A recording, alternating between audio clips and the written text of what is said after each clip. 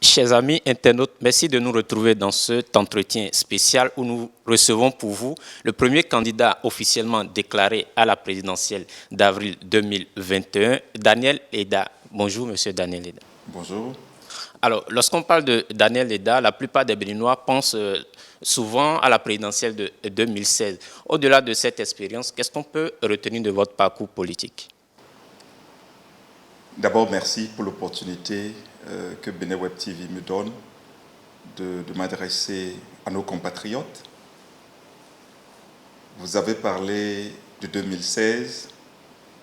2016, c'est du passé, mais 2016, c'est un point, un repère pour beaucoup. 2016, après le premier tour, nous avons comme nombre de candidats du premier tour, bon, certains nous qualifient de malheureux, mais moi je ne me vois pas candidat malheureux de 2016, je me vois comme candidat ayant été à un test et n'ayant pas réussi comme il a souhaité, mais ayant acquis une expérience. Et cette expérience, déjà, entre le premier tour et le deuxième tour, nous a conduit vers l'actuel président de la République que nous avons poussé au second tour et que le peuple a plébiscité. Bon, maintenant, beaucoup s'attendaient à ce que, après sa victoire, conformément au protocole d'accord signé à Zalaï le 14 mars 2016, que Daniel Eda se retrouve quelque part dans l'équipe de gestion du pouvoir. Notre expérience ne s'est pas poursuivie à ce niveau-là. Justement, pourquoi est-ce que vous êtes écarté très rapidement de la gouvernance, alors que vous avez signé quand même un protocole d'accord? Nous ne nous sommes pas écartés. Les circonstances nous ont amenés à prendre la décision qui s'imposait parce que nous ne nous sommes pas retrouvés les 12 premiers mois dans ce qui a été fait par rapport à ce qui a été pris comme engagement. Nous comprenons que le peuple a voté pour le président actuel, alors candidat, et non pour ceux qui l'ont soutenu. Donc, le respect de la parole donnée, c'est une valeur que chaque homme politique est libre de caresser ou de rejeter. Donc, il y a eu un accord qui a été signé. L'accord n'a pas été respecté, non pas seulement pour nous, qu'on considérait comme étant les menus frais en termes de contribution de voix, même les plus importants d'entre nous en termes de suffrage n'ont pas été satisfaits. Mais ceci dit, ce n'est pas ce qui a été fait vis-à-vis d'un candidat ou d'un autre et qui compte. C'est ce qui a été fait ou ce qui a commencé à être fait envers le peuple. C'est ça qui nous a amenés, nous autres, à dire non, nous n'avons pas signé pour ça. C'est vrai, le peuple, très intoxiqué en 2016, voulait son roi et Dieu lui a donné son roi. Nous ne pouvions rien parce que le peuple a toujours raison. Donc nous avons suivi le peuple s'est donné son président. 12 mois après, nous nous sommes rendus compte que le peuple a commencé lui-même à gémir. Et qu'est-ce qu'il fallait faire? De la même façon que nous l'avions accompagné dans son choix du premier tour, au second tour, eh bien, quand le peuple a commencé par exprimer son mécontentement, il était de notre devoir, il était de notre responsabilité de prendre notre distance pour ne pas être complice de ce qui fait souffrir le peuple. Alors, 12 mois après, est-ce que ce n'était pas très tôt pour quand même s'écarter de ce que vous-même vous avez construit? La fondation d'une maison détermine sa solidité.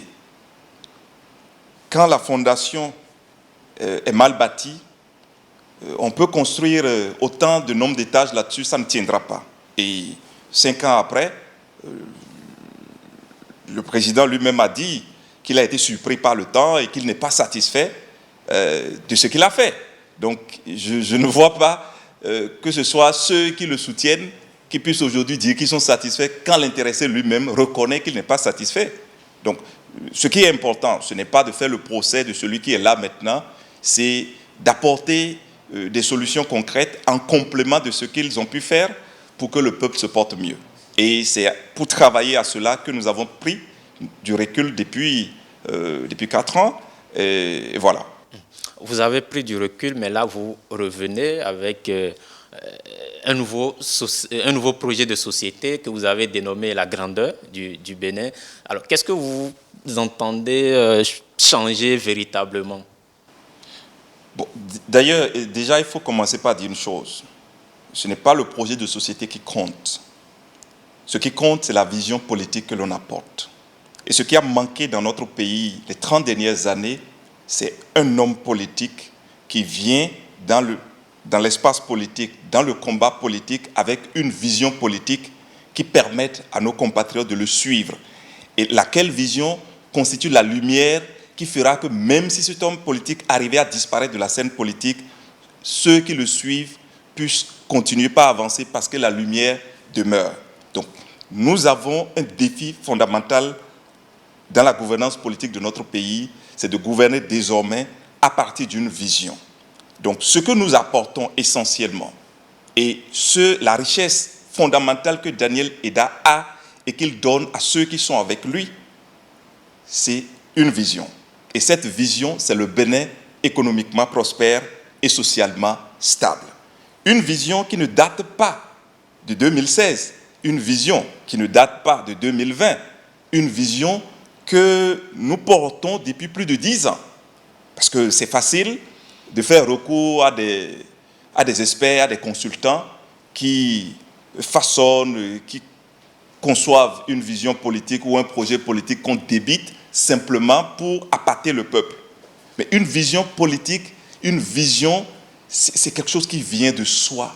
C'est quelque chose qui vient de Dieu. Si vous pouvez me permettre de m'exprimer ainsi, moi je suis croyant, et au passage, je nous félicite de la grande diversité religieuse de notre pays, une diversité religieuse que nous vivons dans la paix. Vous savez, dans d'autres pays, il suffit qu'il y ait 2, 3 religions différentes et puis il y a la guerre. Donc nous espérons pouvoir promouvoir et consolider cette diversité culturelle et faire en sorte que d'autres pays viennent à l'école du Bénin parce que la paix dont nous jouissons, malgré notre diversité religieuse, a besoin d'être exportée.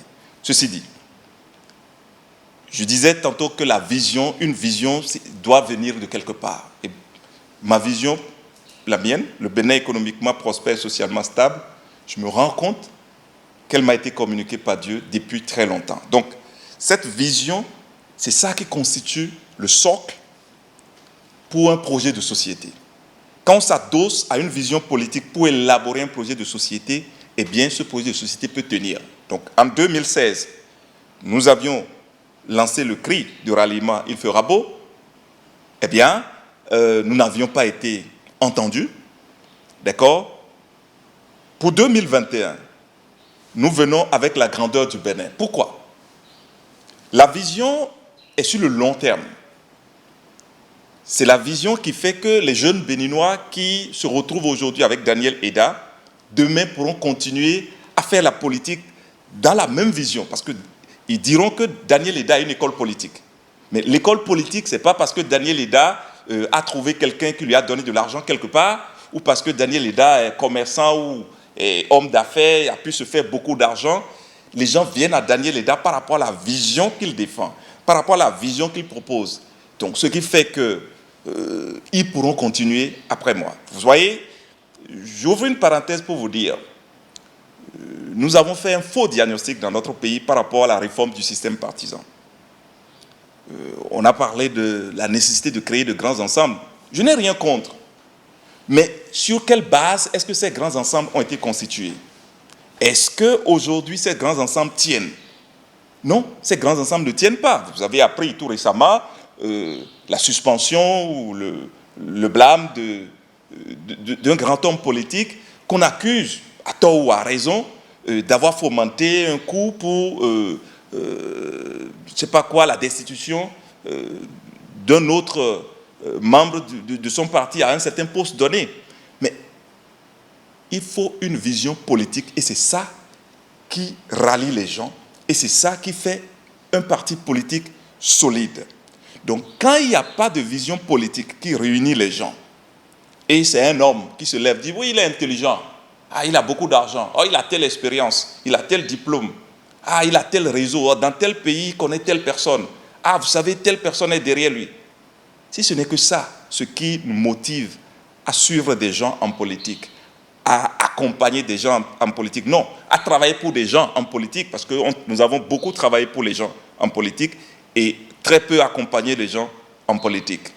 Donc si c'est ce qui nous motive, eh bien, on ne pourra pas tenir longtemps et la réforme du système partisan, telle que nous la voyons essoufflée, ne pourra aller qu'en s'essoufflant. Mais ce que nous apportons, c'est d'ouvrir une nouvelle ère politique au Bénin. Une ère politique marquée par la confrontation des visions politiques. Et c'est ça, ce sont les visions politiques qui font les écoles politiques. Et un parti politique, normalement, c'est une vision et une école. Donc, à partir de là, vous savez, on vient de faire les élections, nous venons de suivre les élections aux États-Unis. Que ce soit les républicains ou les démocrates, il y avait plusieurs ambitions de candidature, mais ces ambitions de candidature à l'interne des partis se sont mesurées à l'aune de quoi? De leur projet de société, mais en restant dans la même vision, que ce soit chez les démocrates ou chez les républicains ou d'autres petits partis que nous ne connaissons pas pour autant. Mais il faut une vision. Donc, Daniel Eda apporte une vision politique, le Bénin économiquement prospère et socialement stable, et c'est dans cette vision-là que nous proposons le projet de société, la grandeur du Bénin. Un projet de société, c'est une réponse aux défis d'un temps. Parce qu'on ne peut pas être président de la République de tout le temps. La vision est pour tout le temps, mais le projet de société doit répondre aux défis du moment. Et justement, parlant donc de ce projet de société, il apporte quoi concrètement? Parce que vous l'avez dit tout à l'heure, 12 mois après l'avènement du nouveau départ, le peuple a manifesté son mécontentement et on sait tous que ce mécontentement est parti quand même donc, de la gestion au plan social qui n'était pas très approuvée. Aujourd'hui, votre projet de société apporte quoi concrètement sur le plan social? Vous savez, le plan social n'existe pas s'il n'y a pas le plan politique. Le plan social ne tiendra pas tant que le plan économique n'est pas bien orchestré. Voilà pourquoi la grandeur du Bénin, c'est à la fois grandeur du Bénin au plan politique, grandeur du Bénin au plan économique, grandeur du Bénin au plan social. Et quand nous parlons de grandeur du Bénin au plan politique, il s'agit pour nous, au regard de nos défis actuels, d'instaurer la gouvernance inclusive. Une gouvernance qui permet à tous les acteurs politiques d'être impliqués, quel que soit le bord politique, que ce soit l'opposition ou la mouvance.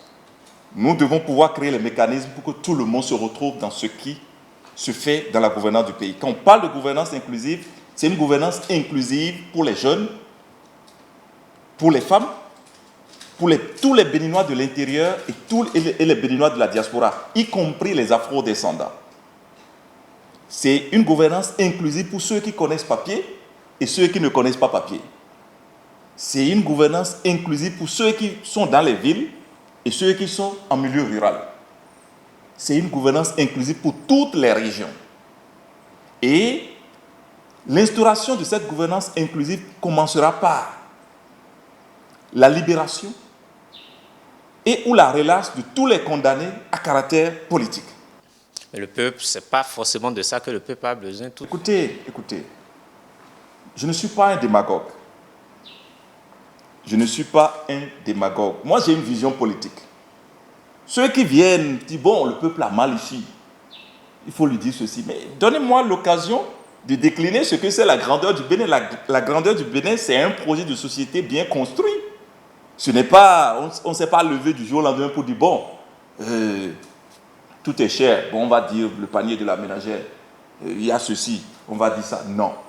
Ou bien on va dire, bon, la démocratie est menacée, eh bien on va sauter le verrou, ou bien on va faire ceci. Non. Quand ce n'est pas bien orchestré, nous devons cesser avec des solutions, avec le saupoudrage. Et le saupoudrage, ce n'est pas que à l'actif de ceux qui nous dirigent aujourd'hui. C'est aussi à l'actif de tous ceux qui, comme moi, se préparent pour la succession.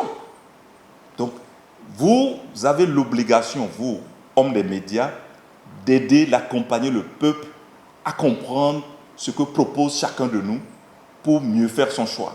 Mais si vous allez dans le sens qui nous a toujours perdus, eh bien, nous tomberons à nouveau en 2021, parce que le grand défi que nous avons. Nous sommes tout le temps tombés, mais nous ne nous sommes jamais demandé où est-ce que nous avons trébuché. Donc, je vais parler de vision politique. Donc, je vous prie, quand les autres candidats, vous les recevrez, commencez par leur demander c'est quoi votre vision politique, à quoi est-ce que c'est accroché. Parce que c'est cette vision-là qui donne la nourriture, qui nourrit le projet de société. Et quand nous parlons de grandeur du Bénin, le Bénin ne pourra pas être grand si nous n'instaurons pas une gouvernance inclusive. Le Bénin ne pourra pas être grand si, au plan économique, nous ne prenons pas des mesures urgentes pour réduire la pression fiscale qu'il y a actuellement sur le peuple. Si nous ne prenons pas des mesures pour alléger les charges trop élevées imposées aux revendeuses et revendeurs dans nos marchés. Et si, surtout, nous ne nous engageons pas dans la construction de l'économie de production et de transformation. Parce que c'est la construction de l'économie de production et de transformation qui permettra de créer facilement les emplois dans chacune de nos communes. C'est la construction de l'économie de production et de transformation qui permettra que chacune de nos communes devienne des communes économiquement prospères et socialement stables. C'est la construction de l'économie de production et de transformation qui permettra que chaque citoyen devienne actionnaire de la richesse nationale. Et à partir du moment où chaque citoyen devient actionnaire de la richesse nationale, il va sans dire que ce que vous appelez social trouvera de facto des solutions. Maintenant, mais pour monnayer ça pour vous, l'économie de production et de transformation se manifestera comment? De façon concrète. Dans chacune de nos communes, nous créerons une unité de production et de transformation ou de services pour doter l'économie locale de la nécessaire colonne vertébrale. Parce que vous savez, vous tenez debout parce que vous avez une colonne vertébrale. Donc une économie locale qui n'a pas de colonne vertébrale ne peut pas tenir. Et par exemple, le Bénin est classé premier en termes de production de coton en Afrique. Et là-dessus, je voudrais saluer les efforts du gouvernement pour avoir hissé notre pays à ce niveau. Mais cela ne suffit pas pour développer notre pays, cela ne suffit pas pour que nous ayons une croissance économique inclusive. Parce qu'on parle de croissance économique, mais beaucoup de nos compatriotes entendent cette croissance à la radio ou voient des acteurs en parler à la télé, ou c'est dans les journaux qu'on en parle. Mais dans notre quotidien, on ne vit pas encore cette croissance économique. Qu'est-ce que la construction de l'économie de production et de transformation va changer sur ce plan pour chacun des Béninois? Vous savez, je disais tantôt qu'une vision provient de quelque part et la mienne provient de Dieu. Le même Dieu a fait en sorte que tout mon parcours m'est préparé. Tout mon parcours a été une suite de préparation à ce jour et bientôt à notre investiture avec le concours de nos compatriotes. Le Bénin, premier producteur de coton en Afrique. Ceci que vous voyez, c'est produit à base de coton. Mais combien de masques est-ce que le Bénin produit en ce moment? Même les masques que nos couturiers font localement, les tissus viennent d'où? Moi, j'ai fait mon cours secondaire à l'Okosa au moment où la Société des industries textiles, CITES, était encore fonctionnelle.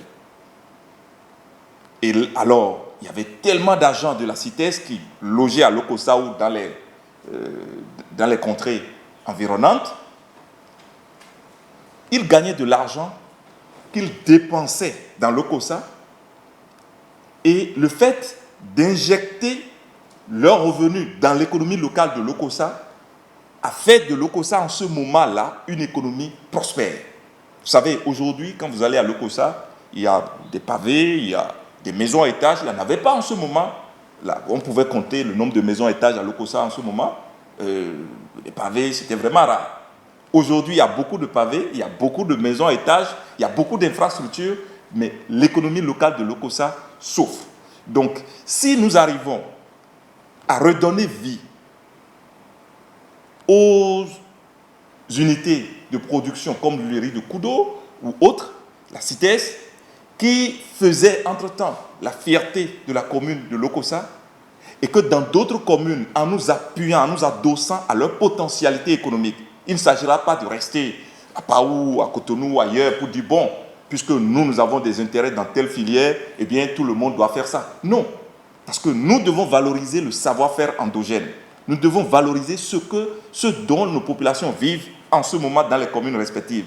Donc, il faudra leur demander quelles sont vos activités principales, quelles sont les potentialités de vos communes respectives, et c'est en s'adossant à ces potentialités que nous créerons des unités. Quand je parle d'unités de production et de transformation de services, je parle d'usines ou de sociétés. Quand on prend une ville comme Cotonou, il va sans dire que nous devons viser plus les services. Donc, en fonction des potentialités de chaque commune, nous doterons chaque commune de sa colonne vertébrale pour qu'elle ait une économie locale prospère. Et c'est cette économie locale prospère qui fera que quand une bonne dame fait du coco, la bouillie là, le matin, au lieu de rester de 7h jusqu'à 14h sans pouvoir tout vendre, elle pourra vendre au plus tard déjà à 10h. Parce que quand moi j'étais à l'école, au secondaire, toujours à Lokossa, si vous ne sortiez pas vite à la récréation, vous risquez de ne pas trouver la bouillie là avec le pâté qu'on prenait en ce moment-là. Aujourd'hui, je connais des dames qui font la bouillie de 7h là jusqu'à 14h, elles ne finissent pas de vendre, elles sont obligées de rentrer à la maison et de donner. Mais s'il y avait un pouvoir d'achat créé, eh bien ce pouvoir d'achat permettrait qu'elles puissent prospérer. Je voudrais vous dire, le président Yahi Boni a pris une très belle option, les microcrédits aux plus pauvres, le fonds pour l'emploi des jeunes, mais tous ces outils n'ont pas été concluants parce que les sous ont été donnés, ont été distribués pour faire des affaires, pour faire le commerce, pour entreprendre dans un environnement où il n'y avait pas de pouvoir d'achat. Donc, la construction de l'économie de production et de transformation permettra de créer l'environnement propice à la prospérité des entreprises portées par les jeunes, des initiatives génératives de revenus portées par les femmes.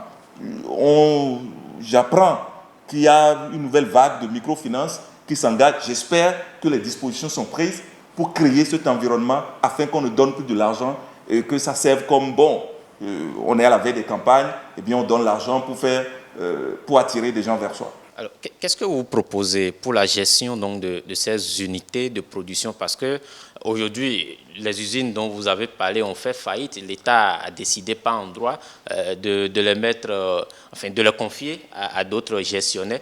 Qu'est-ce que vous proposez pour la gestion de ces usines-là que vous comptez créer, monsieur? Merci beaucoup. Vous me donnez l'opportunité de dire à nos compatriotes, à mes compatriotes, qu'il ne s'agit pas pour l'État d'injecter de l'argent et d'abandonner.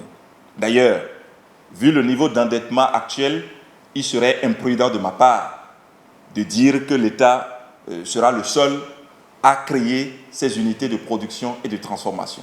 Avant de parler de gestion, il faut se demander comment est-ce que nous comptons créer ces unités-là pour qu'on n'apparaisse pas comme, qu'on ne s'inscrive pas dans la catégorie des démagogues politiques.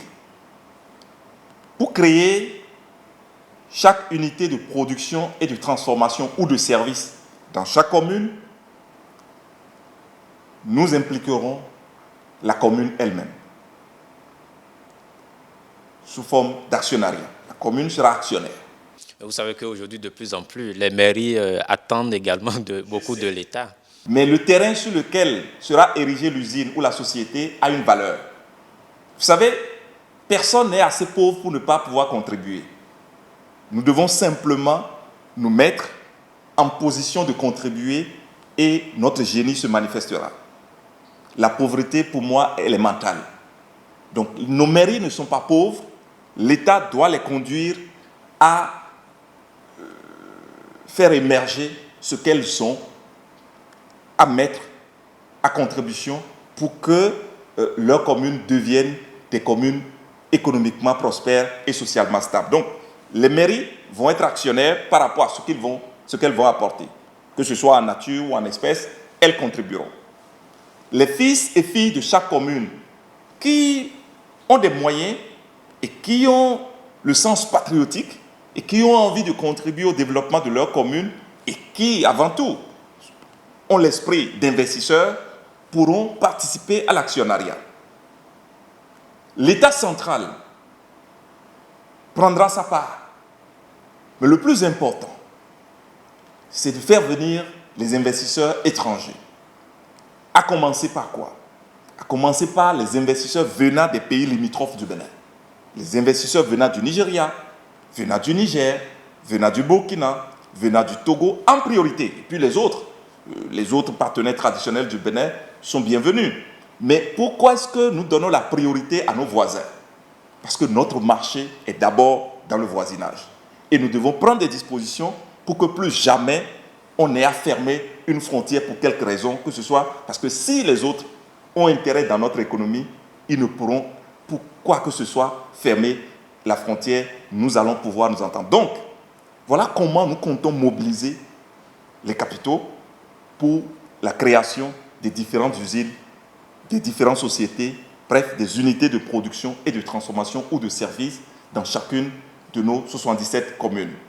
Maintenant, quand c'est créé par actionnariat, donc il y a un conseil d'administration qui implique tout le monde, donc vous comprenez qu'il ne s'agira pas pour l'État de faire des nominations fantaisistes pour nous conduire au même résultat que ceux que vous venez d'évoquer. Mais ceci dit, nous avons espoir que c'est la voie pour non seulement donner des ressources pour l'autonomisation véritable de nos communes, mais créer localement, dans chaque commune, des emplois pour les jeunes et faire en sorte que les artisans, et faire en sorte que les revendeurs et revendeuses, les jeunes qui entreprennent, les commerçants, tout le monde qui fait quelque chose puisse véritablement prospérer. Voilà, c'est le chemin pour la prospérité de notre pays, parce que nous parlons du Bénin économiquement prospère et socialement stable. Si chaque commune du Bénin ne devient pas économiquement prospère et socialement stable, eh bien, nous ne pouvons pas atteindre l'objectif. Vous avez une vision, vous avez également un projet de société, mais pour que tout ceci devienne réalité, il faut conquérir le pouvoir d'État et les essais. Aujourd'hui, vous êtes candidat déclaré à la présidentielle, mais il y a quand même quelques obstacles politiques qui se montrent sur votre chemin. D'abord, on a entendu parler du congrès de création de votre parti. Aujourd'hui, on ne sait pas véritablement où est-ce que vous en êtes. Après, il y a le parrainage également. Alors, le parti politique MPS, où est-ce que vous en êtes? Vous avez obtenu votre récépissé ou pas? D'abord, je voudrais vous remercier pour l'opportunité que vous donnez de plus de parler de notre parti et d'évoquer la question du parrainage. À moins qu'on ait changé le code électoral, nulle part il n'est fait mention que pour se présenter candidat à l'élection présidentielle en République du Bénin, en tout cas à la date d'aujourd'hui, qu'on soit présenté forcément par un parti politique. Ceci dit, le processus d'enregistrement de notre parti, MPS devenu GPS, ce processus est suspendu depuis quelque temps. Pourquoi? Parce qu'il faut être cohérent. Il faut être cohérent avec soi-même. On parle de parrainage que vous venez d'évoquer. Quand est-ce qu'on va enregistrer le parti et aller nous trouver des députés et des maires qui pourront, au nom de notre parti, nous parrainer? Si la loi qui doit nous conduire à l'élection du 11 avril 2021 demeure telle, si le code électoral demeure tel.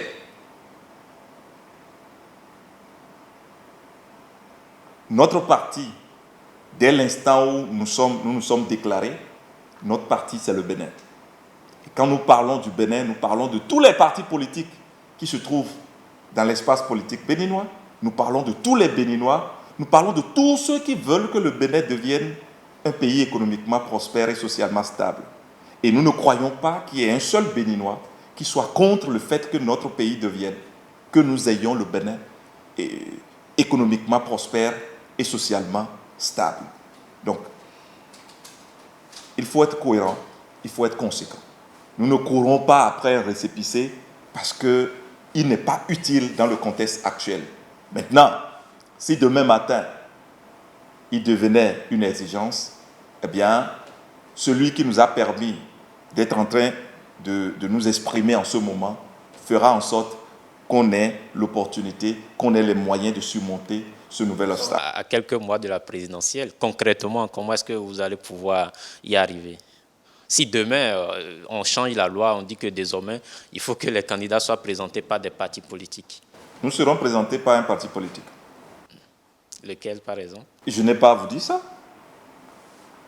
Ben, vous voulez qu'en politique, en mode stratégique, que je vous révèle tout ce que je fais? Non. Alors justement, par rapport au parrainage, aujourd'hui, votre parti n'a pas d'élu. Comment est-ce que vous comptez avoir ces parrainages-là? Les stratégies sont en cours, c'est bien ça? Je voudrais vous dire ceci. Vous savez, pour moi qui crois en Dieu, le parrainage, c'est comme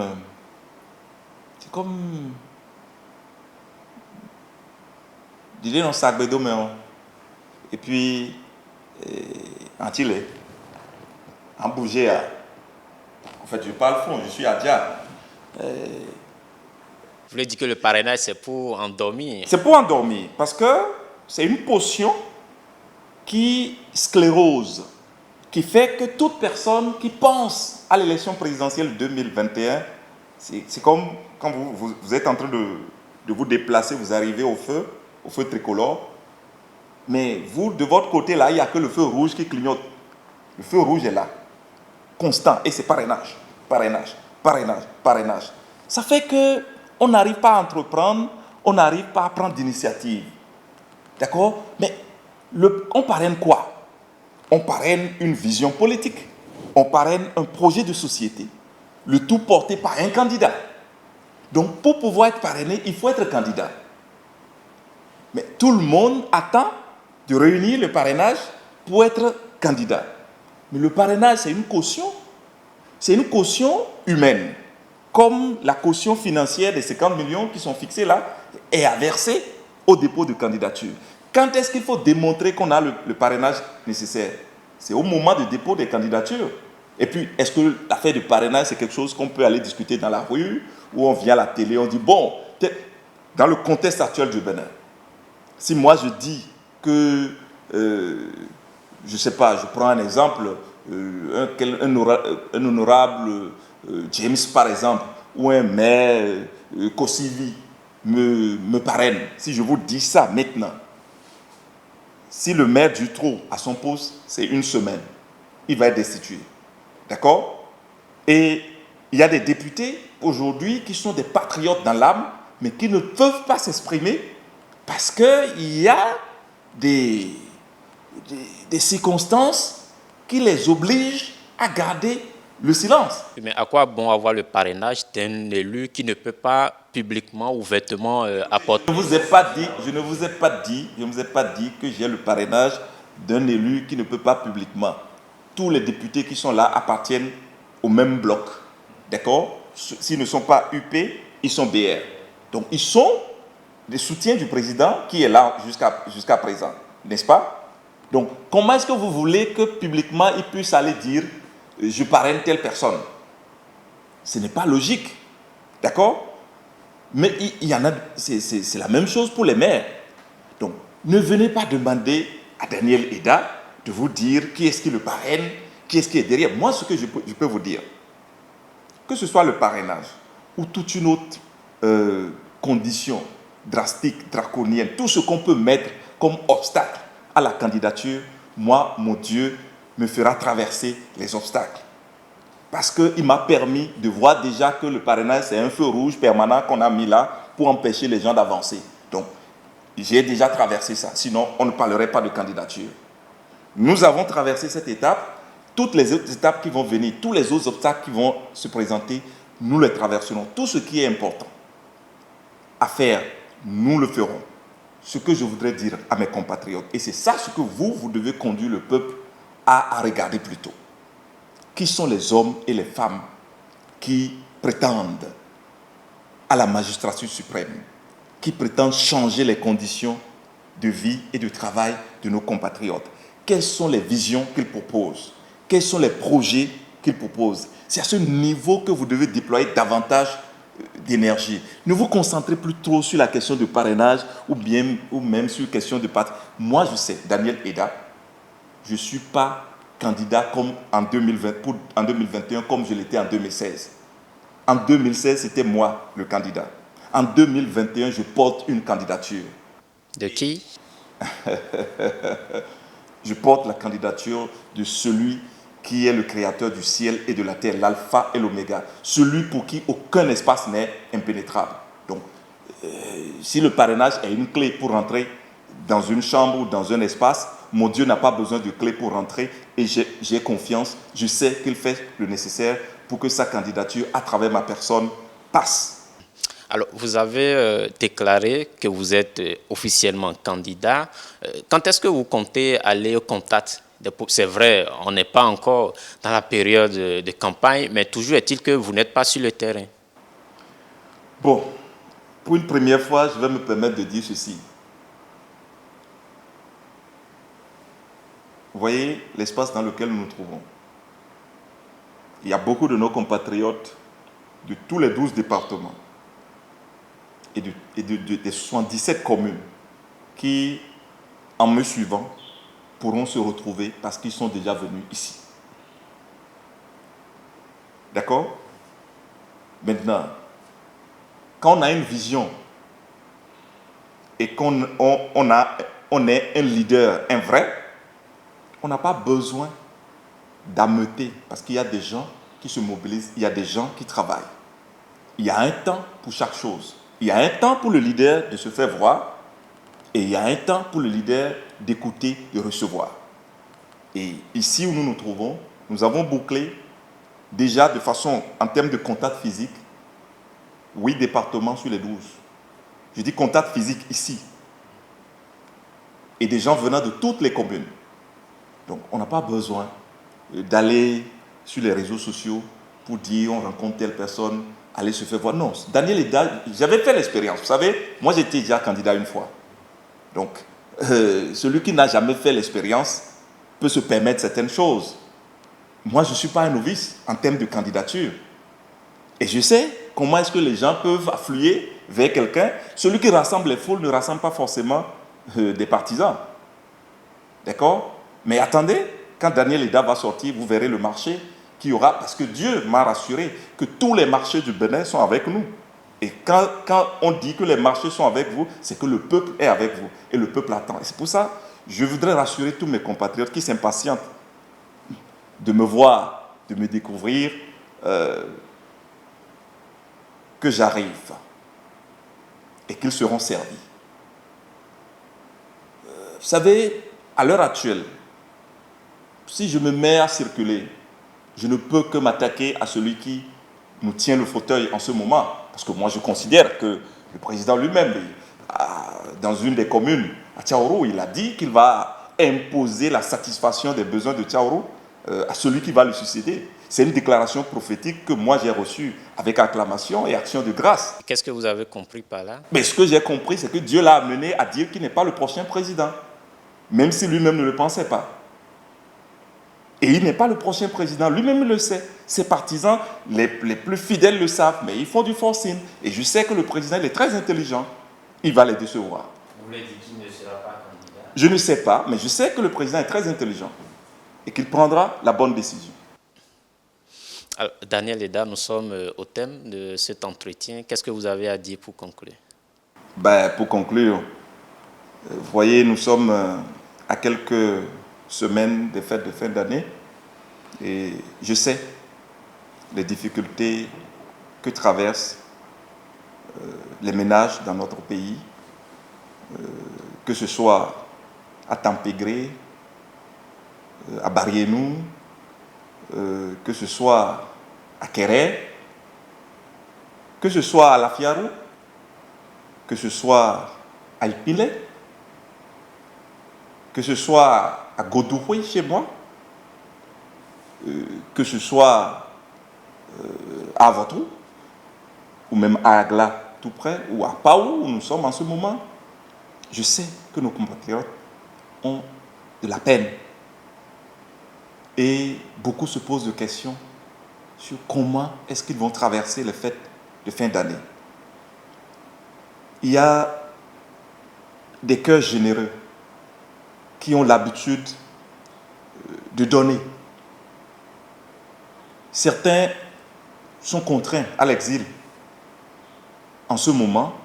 Ceux qui sont dans le pays et qui ont des ambitions, notamment par rapport à la présidentielle, sont contraints de rester dans leur coin parce qu'il y a des dispositions qui conditionnent à ne pas faire de dons. C'est des pièges dans le code électoral qui font que si Daniel Eda, par exemple, se met à faire des dons en ce moment, eh bien, on peut utiliser ça comme élément de disqualification. Je voudrais dire à mon peuple, je voudrais dire à mes compatriotes de garder espoir. Certes, ça va être encore dur en décembre, janvier, mais ils fêteront dans la liesse, dans la joie et avec suffisamment de moyens à partir de décembre 2021. Ils entreront en 2022 avec le sourire parce que nous avons la conviction et nous croyons fortement qu'il fera beau pour chacun et pour tous. Daniel Eda, merci d'avoir répondu à nos questions. Chers amis internautes, merci de nous avoir suivis. C'est tout pour cet entretien. Nous avons reçu pour vous Daniel Eda, candidat déclaré à la présidentielle d'avril 2021. On retient qu'il réaffirme sa candidature et quels que soient les obstacles, il sait qui sera le prochain président du Bénin. Merci et à la prochaine.